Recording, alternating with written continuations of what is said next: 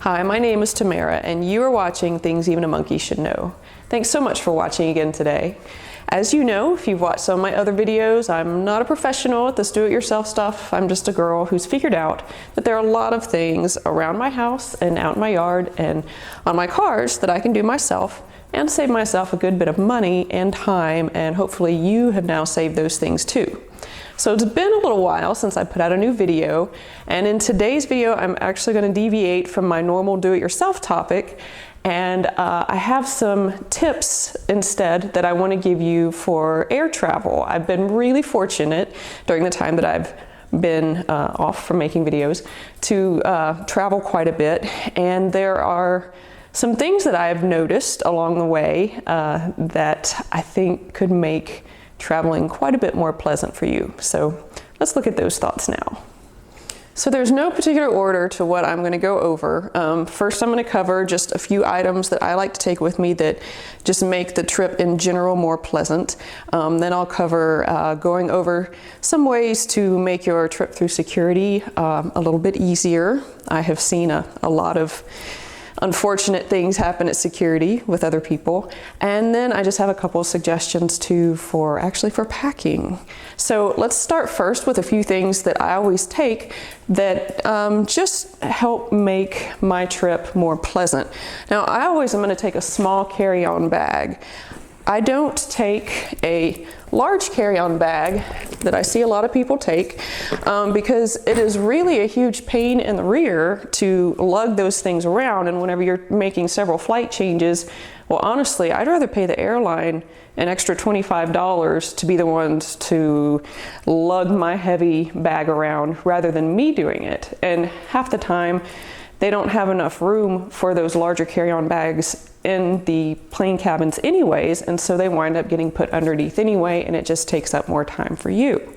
It's just something to consider. I know airlines charge usually an extra $25 per bag now, but if you're already paying $500 for a ticket, another $25 is probably going to be pretty doable. So that's just the first thing, is a carry-on bag. Okay, now for any length of flight, you know, a lot of times you come off the plane and you're thinking, oh my gosh, my breath is terrible and my teeth feel disgusting. So I don't know if you knew about these, but they're these neat little things called wisps, and you can find them at a drugstore, usually in the travel section, and they're just these little disposable toothbrushes that come preloaded with toothpaste, and it doesn't take a bunch of water to deal with them. You just put them in your mouth and basically slobber on them, and it activates them, and you can brush your teeth, you can do it in your seat, you can spit it into your little cup that they provide you a little bit of water in, throw it away. It's really easy, and it'll just make you feel overall quite a bit better.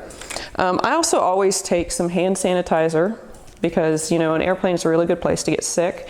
I'm not a germaphobe, well, maybe a little bit, but anytime that I'm gonna be touching things that a lot of other people have touched in a situation where we're all very closed in and breathing all the same air, I want to know that I'm as protected as possible. And I don't know if you can hear, but I'm actually recovering from a cold that I caught on the last plane trip that I took. I like to take a good pair of headphones. We are now finally in an age where the airplanes have a regular headphone jack. You don't have those weird dual prong jacks anymore. So your own pair of very nice headphones, or decent headphones anyways, will suffice. Now the airlines do generally sell a $5 set, but they are crap. So try not to forget your own.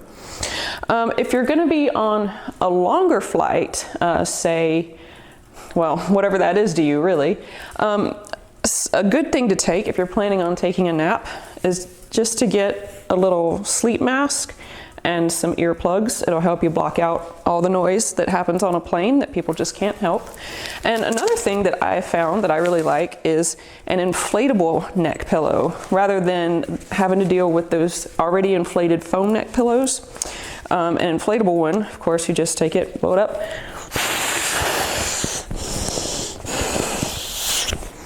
and they're really small, so they don't take too many breaths. And then you have a pretty decent neck pillow, which, believe it or not, I know they look super silly unless you're on the plane, which, believe it or not, these actually help a whole lot whenever you're trying to get a little cat nap on the plane. Other than that, I also have a smaller bag that goes inside of my carry-on bag, which I'll talk about in a minute, and an even smaller bag for inside of that bag. I know this looks insane. Okay, so one other thing that I also like to take with me is a little container of witch hazel. Obviously, you cannot take this big one in your carry-on bag, but I like to put a little bit of witch hazel into a spray bottle because if you have been on a plane for, say, 5 or 6 hours, you're just going to feel really bleary-eyed and maybe not so great. And this is a good natural astringent that, whether you have makeup on or not, depending on who you are, it will actually just freshen up your face and make you feel a little bit better. So other than that, I also like to have a little bag for inside of my carry-on bag, and then another little bag inside of that. Now the question would be, why do you have so many bags? Well, let's talk about security for a minute. If you live in the US, and I'm sure other countries have airport security too, I just don't have that kind of experience for the most part.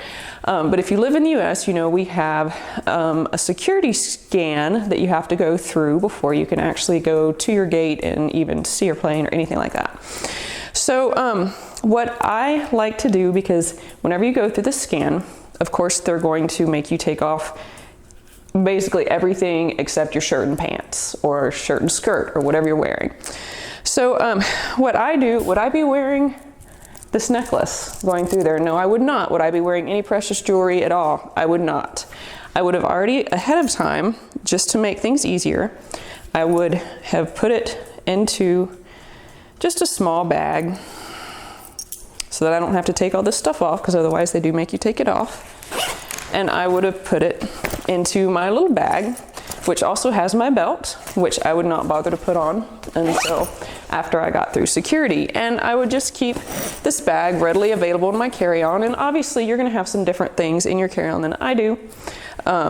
Things to do, books, maybe a Kindle or whatever, you know. But I keep that up close to the top. This is also a good little bag for if you wanna put maybe a spare change of clothes or anything like that, just in case your main checked bag got lost. So another thing that I do is I make sure that in the outer pocket of my bag is where my little liquids bag is, because that way I can just grab it, toss it in there in the security box, and I don't have to go digging for it. So everything is just really easy and really convenient. Another thing for getting through security. Now, I know you guys are gonna think I'm crazy, not really, but I actually use a diaper bag for my carry-on bag because it's got a lot of really nice little pockets, and it's got this neat little pocket that is a cooler bag. And I like that because I can, whenever I get to my destination or beyond security, I can put something cold in here and it's gonna stay cold.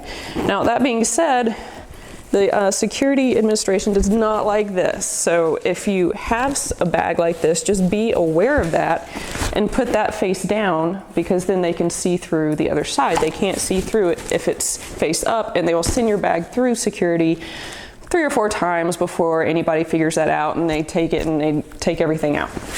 So that's just another tip. One other thing that I have seen a lot of people do is they wear shoes that are really hard to get off for the security line. And it just makes me laugh because unless you have a special permit, you have to take your shoes off every time. So I would recommend wearing some kind of slip-on shoe. My favorite shoe, actually, which I can't wear these in the summer, but in the winter, my favorite shoe is this boot. It looks very complicated to take off, but in reality, it simply zips and slides right off.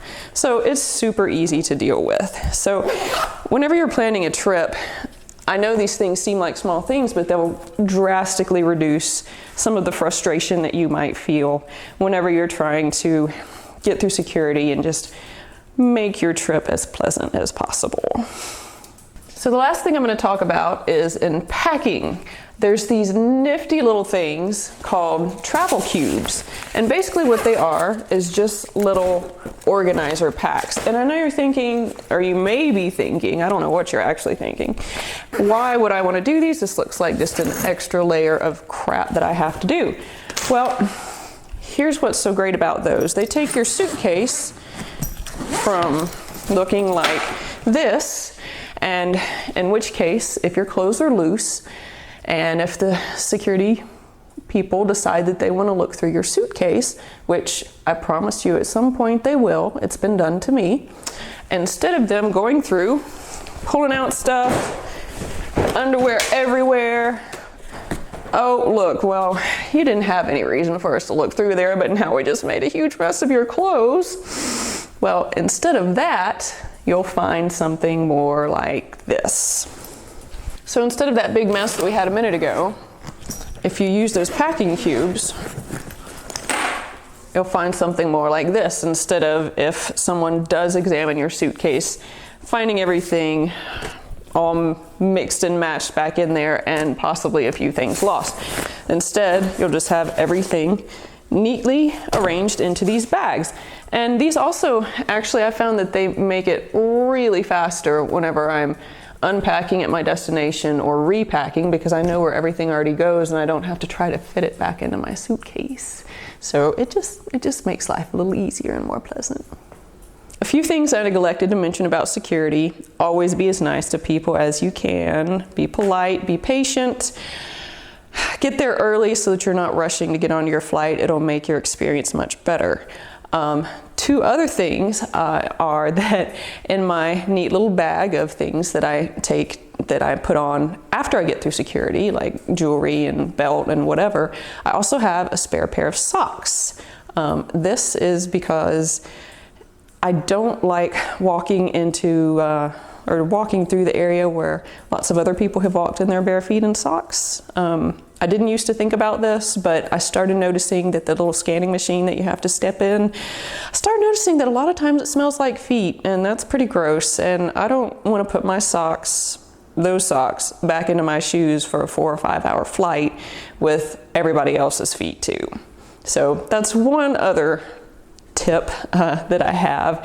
And as far as putting jewelry and belt and everything back on, I usually wait until I get to the gate, or at least get away from the security area, to put things back on or put things on, because usually things are so backed up there and busy that you just need to move.